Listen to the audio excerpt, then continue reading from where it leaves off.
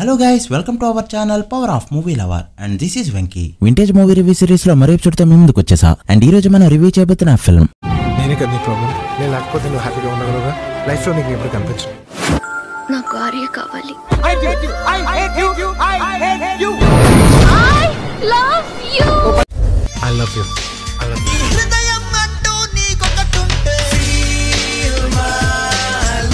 అల్లు అర్జున్ అనే హీరో ఈ రోజు ఇలా ఉన్నాడంటే దానికి కారణమైన ఫిల్మ్. ఏ హీరోకైనా యాక్టర్ గా ప్రూవ్ చేసుకోవడానికి అండ్ బాక్స్ ఆఫీస్ దగ్గర అన్ఎక్స్పెక్టెడ్ హిట్స్ కొట్టడానికి టైం పడుతుంది. బట్ ఈ రెండింటిని తన రెండు మూవీతోనే అందుకుంటూ కెరీర్ బిగ్గెస్ట్ టర్నింగ్ పాయింట్ ని ఆర్య మూవీతో అందుకున్నాడు అల్లు అర్జున్. ఈ May 7th కి మూవీ రిలీజ్ అయ్యి 20 years అయింది. సో లేట్ చేయకుండా ఈ movie vintage review, box office report and movie facts గురించి ఈ ఎపిసోడ్ లో తెలుసుకుందాం పదండి. ఇప్పటికే ఈ సిరీస్ లో చాలా మూవీస్ ని రివ్యూ చేశాం. ఇంట్రెస్ట్ ఉన్న వాళ్ళు ఒకసారి ప్లేలిస్ట్ లోకి వెళ్ళి చెక్ చేయండి. అండ్ ఈ సిరీస్ లో నెక్స్ట్ ఏ మూవీ రివ్యూ కావాలో మెన్షన్ చేయడం మాత్రం మర్చిపోతూ.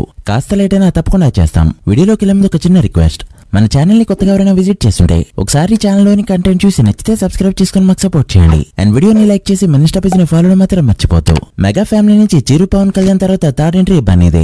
డాడీ మూవీలో డాన్సర్ గా కనిపించిన బన్నీ 2003 మార్చి 28న రిలీజ్ అయిన గంగోత్రి మూవీతో హీరోగా ఎంట్రీ ఇచ్చాడు. ఏ సినిమాకైనా డైరెక్షన్ మిస్ వేరైనా, మ్యూజిక్ బాలేకపోయినా, యాక్టర్ల పర్ఫార్మెన్స్ బాలేకపోయినా, ఏ మిస్టేక్ ఉన్నా అది నెక్స్ట్ మూవీకి సెట్ చేసుకునే ఛాన్స్ ఉంది. But direction hit, music block buster and box office దగ్గర సూపర్ హిట్ అయిన సినిమాకి ఆ మూవీ హీరోనే మైనస్ అయితే కెరీర్ డైలమాలో పడినట్టే. గంగోత్రి తర్వాత సరిగ్గా బన్నీ కెరీర్ అలాంటి డైలమాలోనే పడింది. 2003లో రిలీజ్ అయిన గంగోత్రి సూపర్ హిట్ అవగా అల్లు అర్జున్ లుక్స్ పై విమర్శలు గట్టిగా వచ్చాయి. ఇలాంటి హిజ్రా ఫేస్ వేసుకుని హీరో అయిపోతాడా, చిరంజీవి మేనాలుడైనంత మాత్రాన చూసేయాలా అంటూ కామెంట్స్ గట్టిగా వినిపించాయి. దెబ్బక మూవీ హిట్ అయిన సెకండ్ ఛాన్స్ లేని పరిస్థితి. దాదాపు 1 year పాటు ఖాళీగానే ఉన్నాడు అల్లు అర్జున్. అదే టైంలో ఒక హీరో సినిమాలు దుమ్ము లేపుతున్నాయి. ఇక ఫ్యూచర్ బిగ్ థింగ్ ఇతనే అనే రేంజ్ లో తనే నితిన్. జేఎం రిలీజ్ అయ్యి ఇండస్ట్రీ రికార్డ్స్ ని షేక్ చేస్తూ ఉండగా ఆ నెక్స్ట్ రిలీజ్ అయిన దిల్ మూవీ కూడా అదే రేంజ్ లో బాక్స్ ఆఫీస్ ని షేక్ చేసి పడేసింది. ఈ సినిమాకి డైరెక్టర్ దిల్ రాజు కాగా అసిస్టెంట్ డైరెక్టర్ గా సుకుమార్ వర్క్ చేశాడు. అయితే ఈ సినిమాకి అసిస్టెంట్ డైరెక్టర్ గా జాయిన్ అవ్వకముందే విశాఖపట్నంలో తను ఒక లవ్ స్టోరీ రాసుకున్నాడు. అయితే ఈ స్టోరీ మాత్రం ఎందుకో నితిన్ కి కరెక్ట్ అని ఫీల్ అయ్యాడు.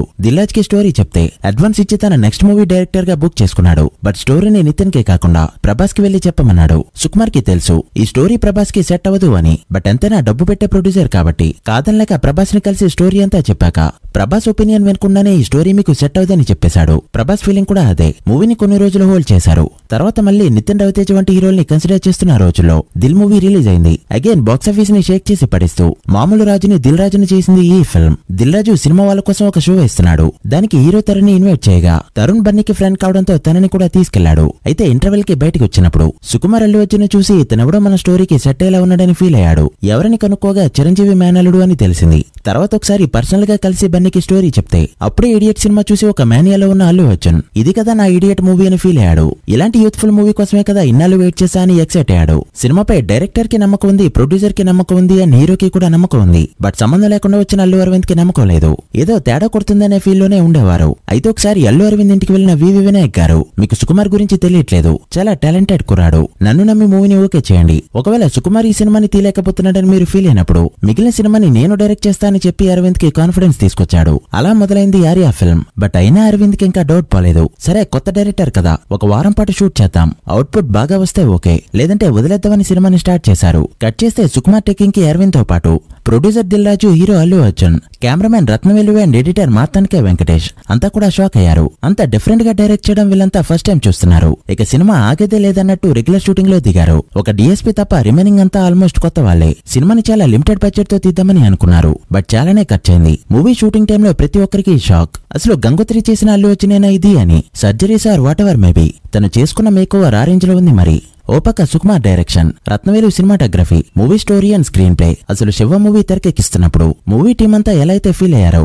సేమ్ అలానే ఫీల్ అయ్యేది ఆర్య టీం. ఆ వైబ్స్ డైలీ షూటింగ్ స్పాట్ లో కనిపించేది. సుకుమార్ ఒక విజన్ ఉన్న డైరెక్టర్ కావడంతో షూటింగ్ అంతా చాలా ఫాస్ట్ గానే ఫినిష్ అయింది. అయితే ఐటమ్ సాంగ్ పెట్టాలని తనకి లేనే లేదు. దిల్రాజు స్ట్రాంగ్ గా ఆర్డర్ వేయడంతో డిఎస్పీతో ఆంటే అమలాపురం సాంగ్ ని కంపోజ్ చేయించుకున్నాడు. సాంగ్స్ ని 2004 ఏప్రిల్ 16న ఆడియో ఈవెంట్ పెట్టి చాలా గ్రాండ్ గా రిలీజ్ చేయగా ఆ ఆడియో ఈవెంట్ కి పవన్ కళ్యాణ్ అండ్ ప్రభాస్ అటెండ్ అయ్యారు. అప్పటికే Pawan Kalyan super star and వర్షంతో స్టార్డమ్ తెచ్చుకున్న ప్రభాస్ ఈవెంట్ కి రావడంతో ఆడియన్స్ లో ఇంట్రెస్ట్ క్రియేట్ అయింది. అయితే ఆల్బమ్ లో సుకుమార్ ఏ సాంగ్ అయితే వద్దన్నాడో ఫస్ట్ ఆ సాంగ్ హిట్ అయింది. తర్వాత ఒక్కో సాంగ్ స్లోగా హిట్ అవుతూ ఆల్బమ్ మొత్తం బ్లాక్ బస్టర్ అయింది. అలా May 7, 2004 మంచి ప్రింట్లతో మాదర్ ఎక్స్పెక్టేషన్స్ తో రిలీజ్ అయింది ఆర్యా ఫిల్మ్. బడ్జెట్ 4 కోట్లు. ఇక రివ్యూ విషయానికి వస్తే ఈ రోజు డేట్ 2004 May 7. ముందుగా ప్లాట్ విషయానికి వస్తే ఇదొక ట్రయాంగిల్ లవ్ స్టోరీ. గీత అనే కాలేజ్ స్టూడెంట్ అజయ్ అనే క్లాస్మేట్ కాలేజ్ పై నుండి దూకేస్తాని బెదిరిస్తే ఐ లవ్ యూ చెప్తుంది. అదే టైంలో గీతని చూసిన ఆర్య గీతతో లవ్ లో పడతాడు. ఎక్కడి నుంచి కథ ముందుకలా వెళ్తుంది, చివరికి గీత ఎవరి సొంతమవుతుందనేది మూవీలో చూస్తాం. బేసిక్ గా ట్రయాంగిల్ లవ్ స్టోరీస్ అంటే ఇప్పటికే మనం చాలా చూసాం.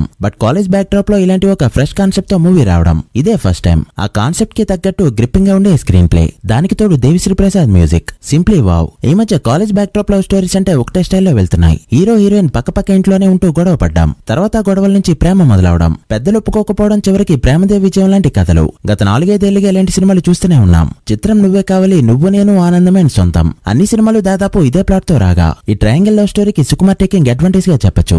ఒక మణిరత్నం సినిమా చూస్తున్న ఫీల్ అయితే వచ్చింది. హీరో హీరోయిన్ నుంచి ఏం ఎక్స్పెక్ట్ చేయడు, జస్ట్ తన లవ్ ని ఫీల్ అయితే చాలు. అది లవ్ తో అయినా హేట్ తో అయినా తన లవ్ ఫీల్ అయితే చాలు. ఇదైతే నిజంగా fresh thought. One side love లో కూడా ఎంత honesty, pure and sincere love ఉంటుందో తన రైటింగ్ తో చూపించాడు సుకుమార్. స్టోరీ వైజ్ తన మార్క్ వేసుకున్నాడు. అలానే రత్నవేలు సినిమాటోగ్రఫీ గురించి చాలా స్పెసిఫిక్ గా చెప్పుకోవాలి. తన చేతిలో ఏ మ్యాజిక్ ఉందో ఏమో కానీ ప్రతి షాట్ ఎక్సలెంట్ గా ఆర్ట్ ఫిల్మ్ చూస్తున్న ఫీల్ అయితే కనిపించింది. ముఖ్యంగా సాంగ్స్ విజువల్స్ లో మాతన్ కే వెంకటేష్ గారి ఎడిటింగ్ అంత క్రిస్పీగా ఉంది అంటే 2.5 hours ఎక్కడ బోర్ కొట్టనివ్వలేదు. కనీసం ఈ షాట్ ఎందుకనే ఫీల్ కూడా తేనివ్వకుండా చాలా ఇంట్రెస్టింగ్ గా ఎడిట్ చేశారు. టెక్నికల్ గా మూవీ మణిరత్నం గారి సినిమాకి ఎక్కడా తగ్గలేదు. వీళ్ళందరి పనితీరుకి DSP ఇచ్చిన మ్యూజిక్ అన్నదర్ అసెట్. ఇప్పటికే ఆనందం సినిమాతో మొదలెట్టి వర్షం వెంకి వరకు ఫామ్ లో ఉన్నాడు. ఇదే ఫామ్ ని ఈ మూవీతో కంటిన్యూ చేశాడు. 6 సాంగ్స్ కి 6 కూడా అదిరిపోయాయి. ఇంకా బ్యాక్గ్రౌండ్ స్కోర్ అయితే చింపొదిలి పెట్టాడు. అలా టెక్నికల్ గా మూవీ టాప్ నాచ్ లో ఉందని చెప్పొచ్చు. ఇక పర్ఫార్మెన్సెస్ విషయానికి వస్తే firstly Allu Arjun make over కి హ్యాట్స్ ఆఫ్ చెప్పాల్సిందే. దేనికైతే లాస్ట్ మూవీకి మైనస్ అయ్యాడు అదే డిఫరెంట్ లుక్ తో స్టోరీకి కరెక్ట్ గా యాప్ట్ అయ్యాడు. పర్ఫార్మెన్స్ వైజ్ కూడా బాగా డెవలప్ అయ్యాడు. ఇక గీత రోల్ చేసిన అను మెహతా, అజయ్ క్యారెక్టర్ చేసిన శోభాలజీ కూడా ఆ క్యారెక్టర్స్ వరకు అదరగొట్టారు. పర్ఫార్మెన్స్ వైజ్ కూడా ఈ ఫిల్మ్ డిస్టింక్షన్ తో పాస్ అయింది. ఓవరాల్ గా మూవీ అయితే న్యూ ఏజ్ ట్రెండ్ సెటర్ గా కావచ్చు, that is for sure. So don't miss this new age cult. ఇక ప్రెజెంట్ లోకి వచ్చేస్తే సినిమా రిలీజ్ అయినప్పుడు ఇంచుమించు ఇదే టాక్ వచ్చింది. బట్ అది డే 1 నుంచి కాదు. మూవీ కాన్సెప్ట్ కొత్తగా ఉండడంతో డే 1 టాక్ పెద్దగా రాలేదు.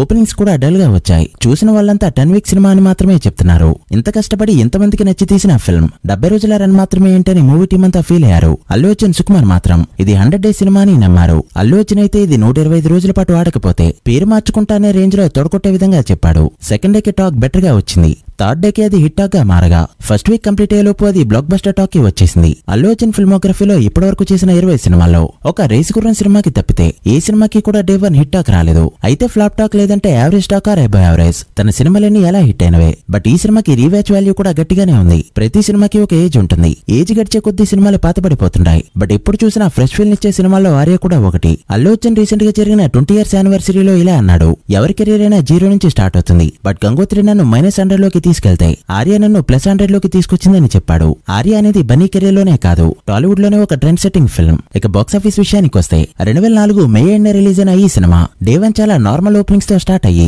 రోజు రోజుకి టాక్ పెంచుకుంటూ అల్లు అర్జున్ చెప్పినట్టు 125 రోజుల పాటు ఎక్సలెంట్ గా రన్ అయింది. అండ్ 125 days ఈవెంట్ ని కూడా గ్రాండ్ గా చేయగా చిరంజీవి గారి చేతుల మీదుగా 125 days షీల్డ్ ని అందుకున్నాడు అల్లు అర్జున్. అండ్ ఇప్పటికీ మనం పిలుచుకునే స్టైలిష్ స్టార్ అనే బిరుదు బన్నీకి వచ్చింది కూడా అక్కడి నుంచే. బన్నీ చాలా స్టైలిష్ గా యాక్ట్ చేస్తాడు, ఈ రోజు నుంచి స్టైలిష్ స్టార్ గా వెలుగుతాడు అని చిరంజీవి జెమినీ టీవీలో 125 days ఈవెంట్ లో చెప్పిన మాటలు చిన్నప్పుడు విన్నా నాకు ఇంకా గుర్తున్నాయి. అలా 4 కోట్ల బడ్జెట్ తో తెరకెక్కిన ఈ ఫిల్మ్ ఒక నైజాం నుంచి 5 కోట్ల పైన షేర్ ని కలెక్ట్ చేస్తూ అల్లు అర్జున్ కి ఒక మార్కెట్ ని క్రియేట్ చేయగా ఉత్తరాంధ్రలో 3 కోట్ల పైన షేర్ ని కలెక్ట్ చేస్తూ నైజాంలో 5 కోట్లు, ఉత్తరాంధ్రలో 3 కోట్లు క్రాస్ చేసిన అతి కొద్ది సినిమాల్లో ఈ మూవీ కూడా చేరి రికార్డ్ పెట్టింది. ఒక తెలుగు స్టేట్స్ నుంచే 15 కోట్ల పైన షేర్ కలెక్ట్ చేసిన ఈ ఫిల్మ్ 2006లో కేరళలో డబ్బింగ్ వర్షన్ తో రిలీజ్ అయితే అక్కడ కూడా సూపర్ సాలిడ్ టాక్ తో దుమ్ము లేపింది. ఈ రోజు వాళ్ళు అల్లు అర్జున్ గా పిలుచుకునే బన్నీకి ఆ బిరుదు రావడానికి బీజం వేసిన సినిమా ఇది. మలయాళంలో 35 లక్షల పైన గ్రాస్ కలెక్ట్ చేసిన ఈ ఫిల్మ్ వరల్డ్విడిగా 18 కోట్ల వరకు షేర్ ని కలెక్ట్ చేస్తూ 2004లో శంకర్దాదా MBBS మాస్ అండ్ వర్షం మూవీస్ తర్వాతి ప్లేస్ లో 2004కి all time top 4 highest grosser గా నిలిచింది.